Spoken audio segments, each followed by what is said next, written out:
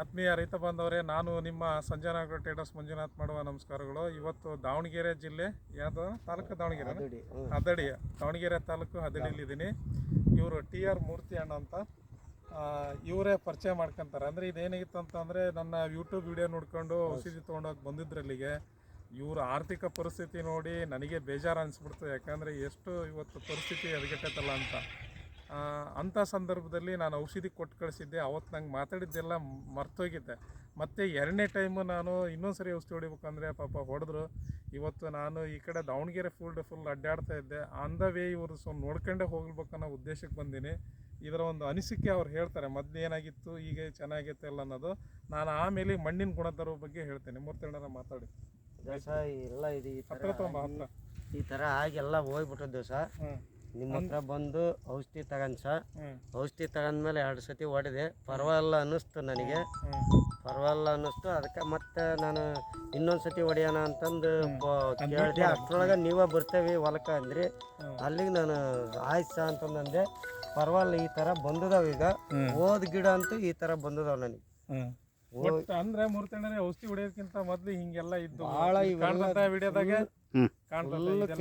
ಇದೆಲ್ಲ ಔಷಧಿ ಹೊಡೆದ್ಮೇಲೆ ಚೆನ್ನಾಗ್ ಬಂದೈತಿ, ಇದೆಲ್ಲ ಜೋತ್ ಬಿದ್ದೈತಿ ಅಂತ ಅನ್ಕೊಂತ ಇದ್ರೆ. ಮತ್ತೆ ಇಲ್ಲಿ ನೋಡಿ ಹೇಳ್ಬೋದು ರೈತ ಬಾಂಧವರೇ ಇಲ್ಲಿ. ಆಮೇಲೆ ಇವರಿಗೆ ಇನ್ನೊಂದ್ಸರಿ ಔಷಧಿ ರೋಗ ಭಾಳ ಆಗಿತ್ತು. ತಗೊಂಬರ್ಲತ್ರ ಭಾಳ ರೋಗ ಆಗಿತ್ತು ನೋಡಿ. ಇದೆಲ್ಲ ಹಳೆ ಕಾಯಿ ಥರ ಕನ್ವರ್ಟ್ ಆಗೈತೆ. ಇಲ್ಲೇ ಲೋಕಲ್ ಔಷಧಿ ನಾನು ಹೇಳಿದ್ದೆ ತಗೊಂಡು ಅದಷ್ಟೇ ಹೊಡೆದಾರೆ. ಇದು ಕೂಡ ರೋಗ ಇಲ್ಲಿಗೆ ಹತೋಟಿ ನಿಂತದೆ. ಇದೆಲ್ಲ ನನ್ನ ಹತ್ರ ತೊಗೊಂಡು ಸಿಂಪಡಣೆ ಮಾಡಿದ್ಮೇಲೆ ಈ ಹಾಡುಗಳೆಲ್ಲ ಚೆನ್ನಾಗಿ ಬಂದಿರೋದು, ಫಲವತ್ತಾಗಿ ಬರ್ತಕ್ಕಂಥದ್ದು. ಬಟ್ ಇದನ್ನ ನೋಡಿ ಹೇಳ್ತಾ ಇದ್ರೆ 100% ಇದೇನು ರಿಸಲ್ಟ್ ಅಲ್ಲ. ನಾನು ಕೇಳಿದ್ರೆ ಸುಮಾರಷ್ಟು ವೀಡಿಯೋಗಳು ನೋಡಿದ್ರೆ 100% ಅಲ್ಲ. ಈ ಓವರ್ ಆಲ್ ನೋಡಿದ್ರೆ ಒಂದು 50% ಚೆನ್ನಾಗಿದೆ. ಅಂದರೆ ಇದಕ್ಕಿಂತ ತುಂಬ ಹಾಳಾಗಿತ್ತು ಅಂತ ಅವಾಗ ನಂಗೆ ಅನಿಸ್ತು ಫೋಟೋ ನೋಡಿದಾಗ.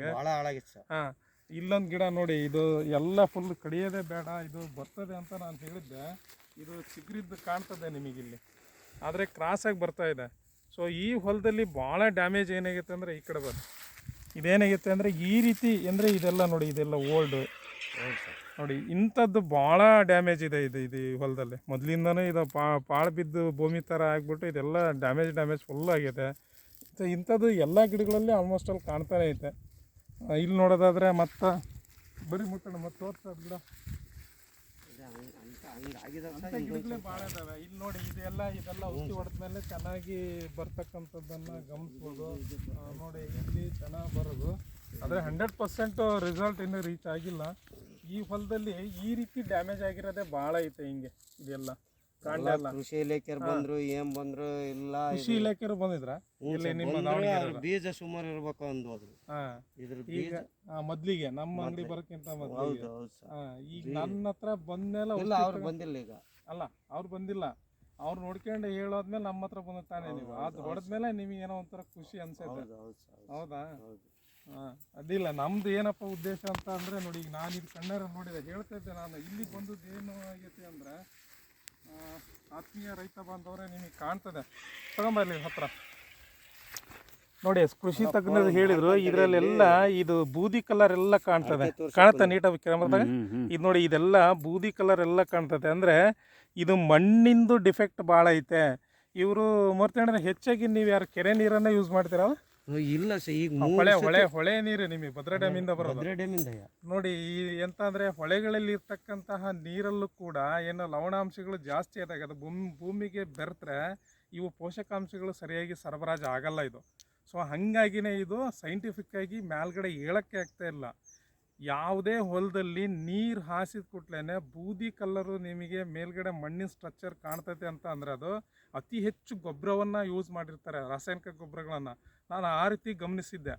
ಇಲ್ಲ, ನಾನು ಗೊಬ್ಬರಗಳನ್ನೇ ಬಳಸಿಲ್ಲ ಅಂತ ಅಂದರೆ ನೆಕ್ಸ್ಟ್ ಏನಾಗಿರ್ತೈತೆ ಅಂತ ಅಂದರೆ, ಈ ಏನು ನೀರು ಬರುತ್ತಲ್ಲ ಸರೋವರಗಳಲ್ಲಿ ಅಥವಾ ಇದರಿಂದ, ಆದರೆ ಸಾಲ್ಟ್ ಫಾರ್ಮೇಷನ್ ಜಾಸ್ತಿ ಇದ್ದು ಲವಣಾಂಶಗಳು ಅದು ಭೂಮಿಯನ್ನು ನ್ಯೂಟ್ರಿಯೆಂಟ್ಸ್ ಅಪ್ಟೇಕ್ ತೊಗೊಳೋದಕ್ಕೆ ಸಹಕರಿಸಲ್ಲ. ಹಾಗದು ಮಣ್ಣಿಂದ ಸ್ಟ್ರಕ್ಚರ್ ಆಗಿರ್ತದೆ. ಅದನ್ನು ಮಣ್ಣನ್ನು ಇದಕ್ಕೆ ಸಮತಟ್ಟವಾಗಿ ಸರಿದೂಗಿಸಿದ್ರೆ, ಅಂದರೆ pH ಲೆವೆಲ್ ಸರಿ ಇರೋಲ್ಲ. pH ಲೆವೆಲನ್ನು ನಾವು ಮಣ್ಣಿನ ರಸಸಾರವನ್ನು ಸರಿದೂಗಿಸಿದ್ರೆ ಅವಾಗ ಇದೇನೇ ಫುಡ್ ಕೊಟ್ಟರು ಗಿಡ ಬೆಳೀತದೆ, ಚೆನ್ನಾಗಾಗ್ತದೆ. ಮತ್ತೇನು ಹೇಳ್ತೀರಿ? ಏನು ಅನಿಸ್ತತಿ ಮೂರ್ತಣ್ಣರ? ಬಂದು ಖುಷಿ ಅನಿಸುತ್ತಾ ನಿಮಗೆ?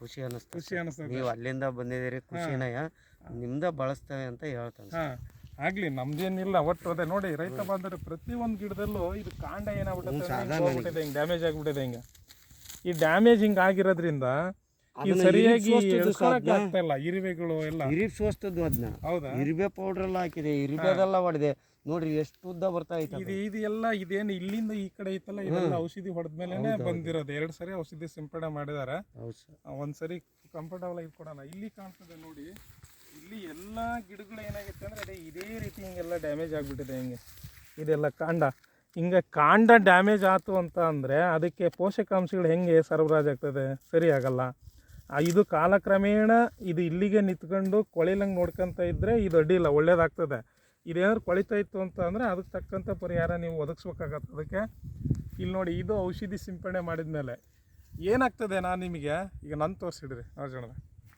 ಈ ಗಿಡ ಚೆನ್ನಾಗಿ ಬೆಳಿಬೇಕಂದ್ರೆ ಎಲೆಗಳು ಎಷ್ಟು ಚೆನ್ನಾಗಿ ಅಭಿವೃದ್ಧಿ ಆಗ್ತವೆ ಅಷ್ಟು ಆಹಾರ ತಗೊಳ್ತೈತೆ ಚೆನ್ನಾಗಿ ಬೆಳೀತದೆ ಎಲೆನೇ ಸರಿ ಇಲ್ಲ ಅಂತ ಅಂದರೆ ಅದು ಅಷ್ಟು ಸಂಪೂರ್ಣವಾಗಿ ಬೆಳೆಯೋದಕ್ಕೆ ಆಸ್ಪದ ಆಗಲ್ಲ ಅಂದರೆ ಇಲ್ಲಿ ಮಣ್ಣಿನ ಲೋಪದೋಷಗಳಿದ್ದಾವೆ ನೀರಿಂದು ಸೊ ಇವ್ರಿಗೆ ನಾನು ಏನೋ ಪರಿಹಾರ ಹೇಳಬೇಕು ಖಂಡಿತ ಹೇಳ್ತೀನಿ ತಿಳಿಸ್ತೀನಿ ಮತ್ತು ಇದ್ರ